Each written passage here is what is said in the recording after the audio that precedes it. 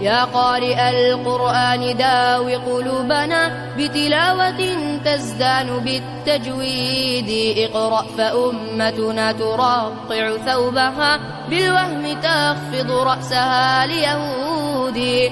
اقرأ لعل الله يوقظ غافلا من قومنا ويلين قلب عنيد. اقرأ ليرجع ظالم عن ظلمه ويقر بالإيمان كل جحود. اقرأ ليسكت مطرب مترنح قتل الحياء على رنين العود. ذبحوا مشاعرنا بكل قصيدة مسكونة بخيال كل بليد. إبليس باركهم وسار أمامهم متباهيا